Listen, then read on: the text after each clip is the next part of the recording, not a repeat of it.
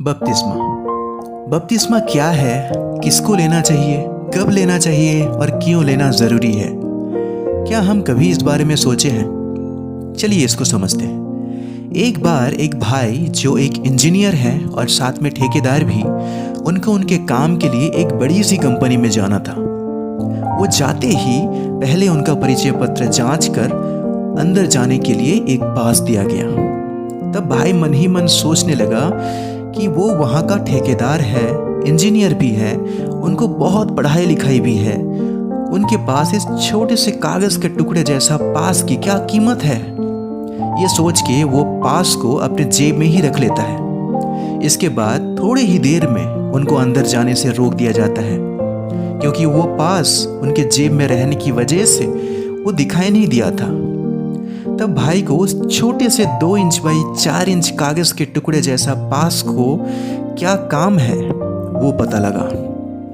भाई को ये भी पता लगा कि उस बड़ी सी कंपनी का मालिक जिन्होंने ये नियम बनाया था, उनको भी ये नियम मानते हुए वो पास को अपने साथ लेना है।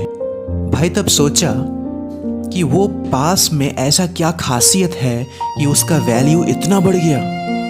सोचते ही सोचते उनको पता लगा कि वो पास का कोई ताकत नहीं है, लेकिन ये पास बनाने का जो नियम बनाया गया वो पालन करने से ही हमें अंदर जाने की अनुमति मिलती है। तो ये उस नियम बनाने वाले की खासियत है। ठीक वैसे ही है बपतिस्मा। ना तो उस पानी में कोई गुण है, ना तो बपतिस्मा देने वाले में कोई गुण है। बपतिस्मा ठीक उस नियम की तरह है जो परमेश्वर ने बनाया। परमेश्वर बपतिस्मा लेने वाले की हृदय की गहराई देखते हैं कि ये मेरा बनाया हुआ आज्ञा पालन किया। तो यह आज्ञा पालन का एक फल है वो बपतिस्मा। आपको याद होगा, इंसानों में पाप आया आज्ञा का उल्लंघन करके। परमेश्वर ने बोला ये फल मत खाओ, लेकिन हमने वो आज्ञा का पालन नहीं किए। तो उस पाप से बच के वापस परमेश्वर से जुड़ने का रास्ता है आज्ञाकारिता या आज्ञाकारी होना।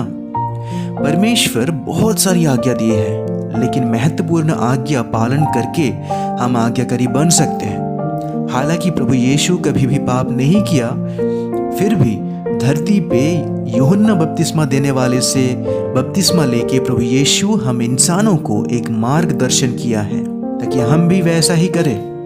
मरकुस का सुसमाचार उसका 16वां अध्याय 15 और 16वां वचन में लिखा है, तुम सारे जगत में जाकर सारी सृष्टि के लोगों को सुसमाचार प्रचार करो। जो विश्वास करे और बपतिस्मा ले उसी का उद्धार होगा, परंतु जो विश्वास नहीं करेगा वो दोषी ठहराया जाएगा। इसीलिए जो अपने पाप को अंगीकार करता है, मतलब मैं पापी हूँ कहता है, और पाप से अपना मन फिराता है और प्रभु के द्वारा वचन सीखता है या प्रभु को जानता है और विश्वास करता है, तभी आप बपतिस्मा के लिए तैयार होते हैं। इम्पोर्टेंट है यह समझना कि बपतिस्मा कोई धार्मिक कार्यक्रम नहीं है जिससे स्वर्ग जाने की टिकट मिलेगी। बपतिस्मा सिर्फ वो छोटा सा पास की तरह है जो उस बड़ी सी कंपनी के अंदर जाने के लिए लेना होता है। जैसे पास के साथ कंपनी में जाके भाई का काम हो ही जाएगा ऐसा नहीं, मगर अंदर जाने का एक अनुमति मिलती है, वैसे ही बपतिस्मा के जरिए पृथ्वी पे प्रभु यीशु के साथ रहने वाले जो सुकून, शांति और अनुग्रह मिलेगा, वो प्रवेश द्वार का एक कार्य है बपतिस्मा। बहुत बहुत धन्यवाद।